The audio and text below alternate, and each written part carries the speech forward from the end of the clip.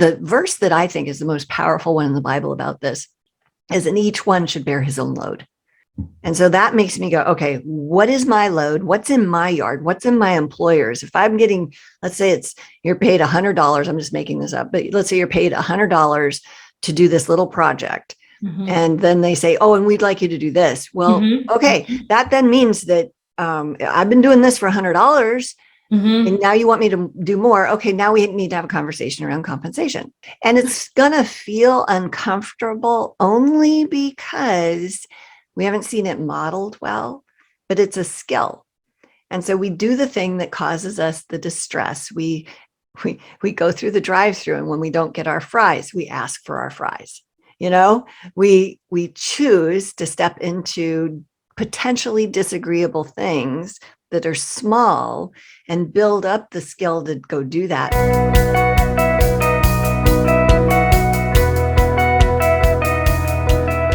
Welcome to another episode of What to Say and How to Say It. Today we are discussing what to say when you need to say no. This should be a fun topic. No is hard for those of us that struggle with people pleasing or just, wanting to do well at anything and be great at anything. So I'm looking forward to this. We have Nina Rosner with us today, as usual, and she's going to help us with that. So Nina, do you ever struggle with saying no? I used to. It used to be a huge issue. I thought if I was good at a thing, I needed to go do it, no matter what the context was. Like somehow the universe needed me to ride in on a white horse over and over. Like it was ridiculous. And I learned that I was stealing the best yes, to quote Lisa Tierquist, from other people that were supposed to say yes to things. I wasn't even consulting God. And so it was a huge area for me to grow in. I don't think I'm there yet 100% of the time, but I really have made some major progress in this space. And I'm excited for the freedom that comes for others in learning how to say no and why it matters, and that it really is a blessing to be able to do it. Wow. There's so much that you just said in that one little spill here. Okay, so the first thing I want to ask or mention or point out that you just said is that we're helping others when we say no. Can you talk to us a little bit about that? Yeah. So let's say I am the best peanut butter and jelly sandwich maker in my house. Like I can get it all the way to the edge of every single piece of bread, whether it's jam, whether it is peanut butter. I got this down. But I have a 7-year-old. And she needs some life skills, and I don't want to be wiping her butt when she's 25. So yeah, and she's going to get it all over the counter, and then we're going to have to learn how to clean it up. But so when she says, hey, mommy, will you make me a peanut butter and jelly sandwich? The mother's heart in me was always wanting to do for and serve and all that, because that's one of my love language things is, acts of service, right? But what I learned, I had a wise woman say to me, just because you can do something doesn't mean you should. You're stealing growth from your child when you do for them. And I that was like getting hit by a freight train. It was like just eye-opening on so many levels. And then I saw helicopter parenting as, oh, wow, I'm becoming this. So I stepped way back from that and started helping my kids become independent. And so my 7-year-old, actually he was 6 at the time, learned how to make his own lunch, pack his own lunch, and we'd clean the kitchen together. And I had joy over that versus stress over that. And it wasn't one more thing I had to do. And he was really proud of his sandwiches. I made this, that was really cool. So it helped him grow in independence and maturity and confidence. And it helped me not have so many things to do. And it applies everywhere, right? Man, that is so rich, because now it's about everybody, really. You're helping yourself, you're helping the other person. And it took someone pointing it out, but thank Yep. God for that woman. I know, right? Amen. Yeah, it's knocking us over sometimes is what it takes for us to see it. But gosh, when you do, because that's where I am. I'm in that stage of teaching them how to make their own lunches. Man, once you prove to yourself and they prove to themselves that this is actually possible, it's a game changer. Oh yeah. Yeah. Yeah. You're All of my suddenly kids, free. yeah, they do their own laundry. Like starting as 5th grade, they started doing their own laundry. They were responsible for their room space. There's so many things. I don't need to do the science project. I already graduated from 5th grade. And I will tell you, there were a number of times I had to call teachers because I saw the projects that other parents did for their child. Mm-hmm. Yeah. And I had to make sure they understood that my kids showed up with 100% their own work. And they still got really good grades as a result of that. And yeah, I intervened a little bit to make sure the teacher knew what they were dealing with, but it always worked well. Yeah. Yeah. Yeah. That is a thing as well. And it benefits, like you said, both parties. Everybody wins in that scenario. So, okay. We know that with kids, it's different than when you're dealing with an adult. Saying no to a child, saying no to an adult until you've done it enough times can be difficult for some people. Oh, it can be difficult for kids too, right? Like they want the easy way out. Mom, do this for me. Like, no kidding. Yeah, that's true. So it takes practice no matter what, basically. Yep. So, but I also think that it's biblical, and it also fosters an environment of respect. We know the scripture tells us to let our yes be our yes and our no be our no. And when I think about that, I think about how the people that I know that are able to say no well or often or understand what their no should be and what their yes should be, those are the people you typically respect, And so, today I want to talk about what happens when we are struggling in that area and maybe some examples of how to say no or what to say no to. But before we get to that, I just want to remind our listeners that our focus is on those married Christian couples who have been to the therapist, who have read the books, who have been to the workshops, and they're still stuck in this conflict. And so we are gearing our conversations around those people. And if you're interested, we have a website, greaterimpact.org, where we have a free ebook that you can download, greaterimpact.org. Check us out. All right. So back to the conversation. We know that if we don't use our yes and our no well, that it can hinder us in self-respect and in how we show up in our relationships. I have a situation I'm dealing with right now where I've been asked to do something at work, and it's beyond the call of duty. I'll put it that way. You're not talking about work with us, right? No. Okay, good. This is not your other job. Stuff. Yeah, okay, stuff. Good. Yeah. So yeah, it's beyond the typical, stuff I have to do for the job. It's not a bad thing. It's actually a good thing, and it's something I'd like to do, but it feels out of line with what I've agreed to do, if that makes sense. And so I have been for the last 2 weeks struggling with how to say no to this thing. And the reason I'm struggling is because, number one, this is my job. And then number two, it's what happens after I say no.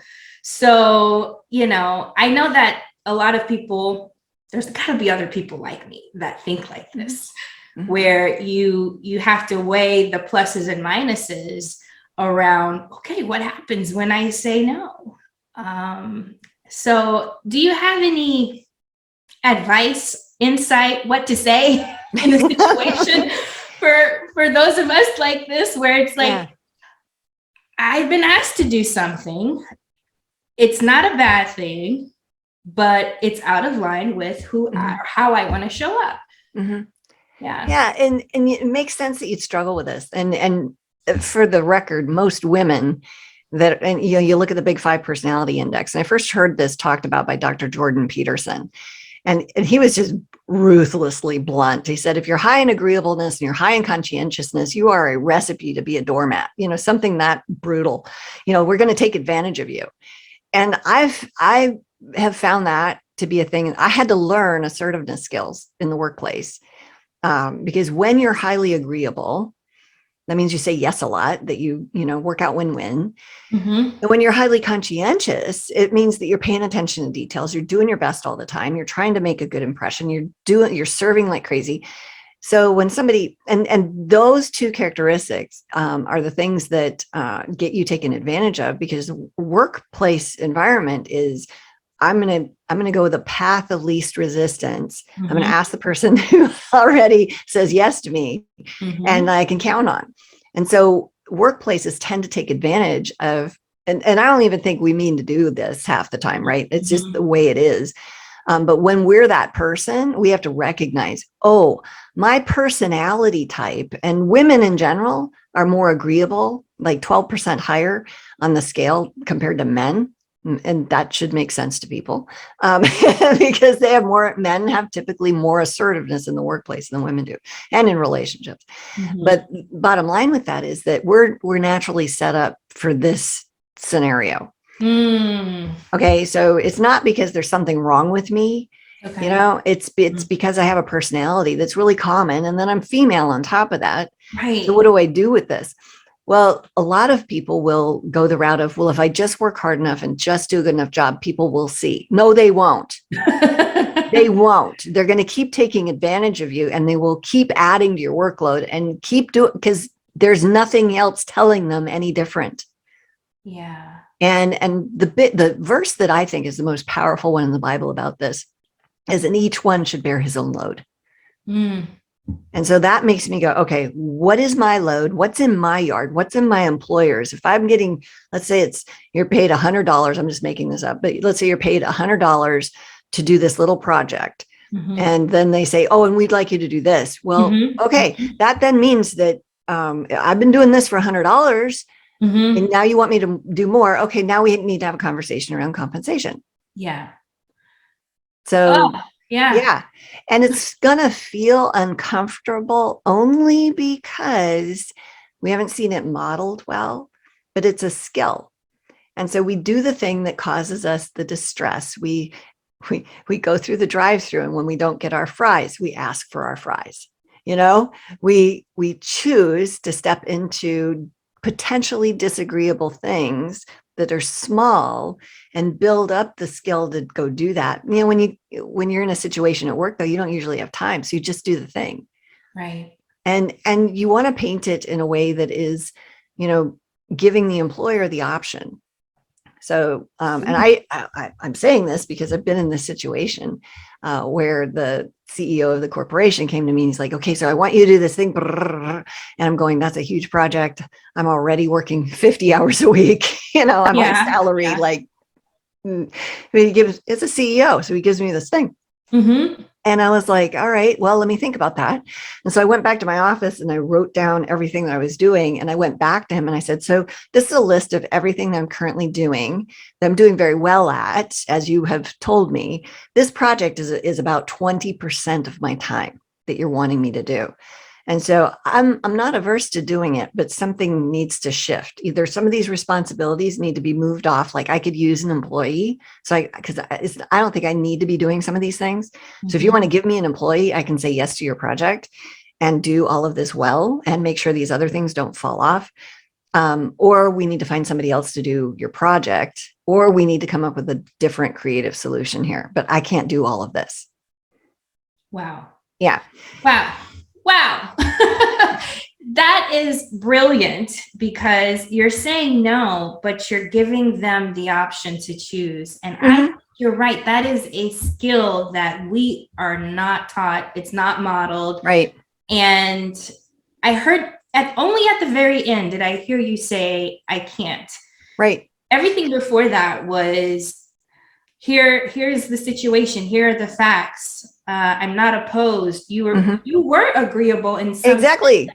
Yeah. So, and that's a thing that women don't understand is we think we need to act like men in the workplace, but we don't. We have a superpower called femininity. And when we don't act in our superpower, the culture, which might be our audience, whether it's a man or a woman, it doesn't matter. When we act aggressive in the same way that men do, men are way more direct than most women are in the workplace. We're actually viewed 37% more negatively. And that's research from Vital Smarts out of Utah. So to combat that, we need to be feminine. We need to cushion the things that we say. We need to maximize our agreeableness and still say no.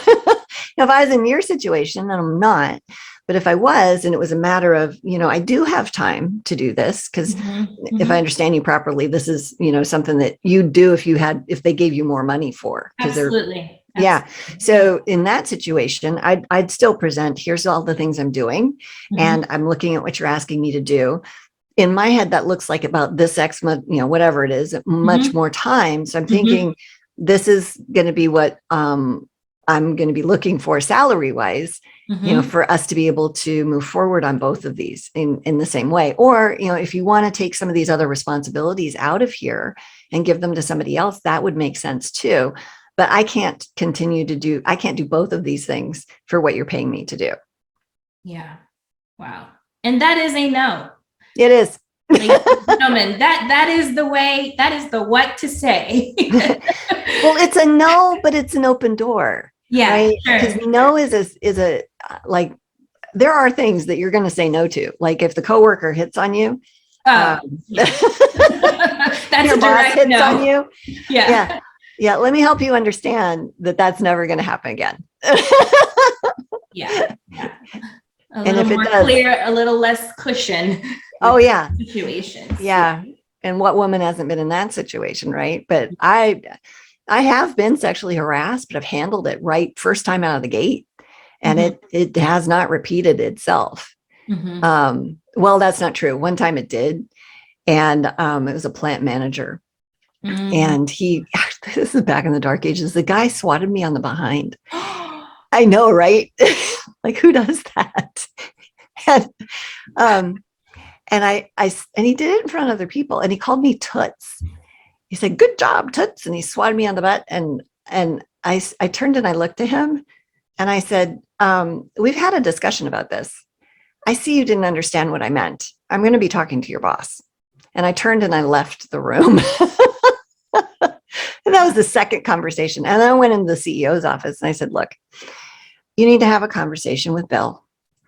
This is the second time this has happened. He is a liability for your company. I'm not mad.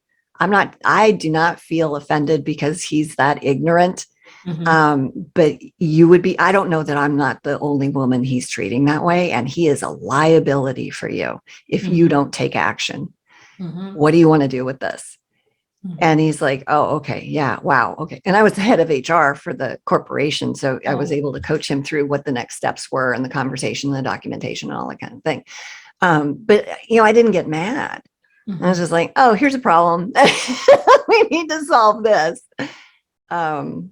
And it was a saying no. I was saying no to the guy that treated me that way. And I was saying no to the CEO. You're not going to allow this, so. And there are going to be those moments where, like you said, we have to have a firm no. There's the gentle no and the agreeable no with options. And then there's what you just described, where there is requirement to be firm and direct. One of the things that comes up a lot, and I've had 3 conversations this week, coaching conversations with parents around, what do I do when my spouse is losing their ever loving mind at our kids? And, they're being harsh. And this isn't just women having these conversations about the men in their lives. It's men saying, my wife is losing it on our kid, so that's happening. And in all of those situations, the ending result was something like, a what to say of, "Hey, I know you are a better man than your father. I don't know that he feels loved by you right now. And then leaving the room, when there's a break in the conversation, because you don't want to usurp your spouse in the middle of a conversation with your 12-year-old. You want to, put a hand on the shoulder and say, hey, can I talk to you for a second? Mm-hmm. And then, and then, what's going on? It's not like you to be so harsh. Mm-hmm. What's going on with you right now? Why has this tipped you over so much? Mm-hmm. And having that kind of thing. And you're really saying no Mm-hmm. to what's going on in the relationship that's damaging to this child. You're saying no to that behavior, but you're saying yes to your spouse. Right. If that makes sense. So good. Yes. Which is so important for the relationship, to know Mm-hmm. that person, to know that you're for them and that you're on their side. It's the behavior that needs to change. Mm-hmm. So yeah, go ahead. I wish I would have been perfect at that, because that sounds so wise. And oh, wow. No, I didn't always get it right, Yeah. And there's been times when I've watched my adult children and themselves, or my husband, I've watched the other adults in my life, their Mm-hmm. family interact. And I for the most part, I'm in the, stay out of it. That's their yard. But there's times where I'll just step into the space and put a hand on a shoulder and say, you know what? I know both of you love each other. And I don't know that either one of you is feeling that from the other right now. So I just want to ask you both to consider what God would have you do right now with this, Mm-hmm. to show up differently. And then I leave, because it's not my thing. Right. Mm-hmm. So, but there's a lot of what to say in that, in terms of saying no to destructive family behavior. So, yeah, I'm hearing a lot of different options, a lot of phrases and scripting, what to say, which is what we need in these moments that are hard and difficult with people we love. Okay, so question. What do you do? And you kind of touched on this in your example at the workplace, but I know this also happens at home within the whole Christian environment and submission and, order that God has put in place. Is there a way to say no to authority, whether it's your husband or, the CEO of your company, that is, like you said, a yes to them, but a no to the situation that you don't want? mm-hmm. Yeah. So that's masterful, right? Because we obey God, not man, right? And we're to act in love. And the anger of man does not bring around the righteousness of God. And so most of the time when we say no, we're angry, or we're scared, or we're hurt. Mm-hmm. And so none of that's going to work. So when we're operating in love, submission is having an open heart to the other person. It's being submissive to the person, to being open to the person, but not necessarily the behavior. Like if your husband's saying, hey, let's go watch this porn movie with the couple next door and have a triage, or, a foursome, or whatever they call the swinging thing now. Let's go do that. You're supposed to say yes to that in the name of submission. No, no, but how you say no really, really matters, because you can destroy people with your words. Right. And so you can go, hey, baby, I know that you are a man of integrity, and I love your adventurous nature. And I think this is something I'm going to pass on. And I would like you to do that as well, because that doesn't bring about glory for the Lord. I don't think we're going to do anything glorifying here. So I'm going to take a pass. That's not being unsubmissive. You're telling your husband no, but you're doing it in a respectful way. And hello, he was wrong to say that in the first place, right? Like, come on. Yeah. And you do not submit to sin. Right. Ever. But the way you go about that, don't sin in your own anger. Right? You don't give sin back for sin. So it's complicated. It is. And it's another thing we as women struggle with, because you love the person and you value the relationship and you want to be on the right side of scripture with this. So sometimes it gets a little muddy in our heads around what to say no to. But I think defining it in the way that you just did, which is we obey God and not man, we say no to sin, kind of clarifies things to help us align, because we're going to sometimes need to stand our ground. Yeah. There may be backlash that comes with our no, and knowing that this is what God says is very important. The data shows us that when we are worthy of respect, when we behave in ways that are worthy of respect, and saying no to somebody, that's a respect worthy thing. Yeah. Because you have boundaries. People with boundaries are respected. So if you do that, then you're calling this other person to a higher level of being, which is help for them and a character. And you're not responsible for that. That's just the outcome. That's what God does in them. And then sometimes it takes time. Sometimes you're saying no for a long time, right? Yeah. But you're not controlling them with your no. You're controlling you with your no, right? What you will and will not do. Your yes is yes and your no is no. And it's based on what the Lord says is good and what he says is bad. I mean, amen. The end. That's it. And I still love you. Yeah, exactly. Which is important too. I think, you started out with that example by expressing love, expressing validation, affirming his adventurism and all that. That's important. That cushioning, there it is again, So, wow, I have enjoyed today's discussion and have come away with so many different ways of saying no that I didn't even know existed. I'm sure other people would agree. It's not as hard as it seems, maybe. I don't know.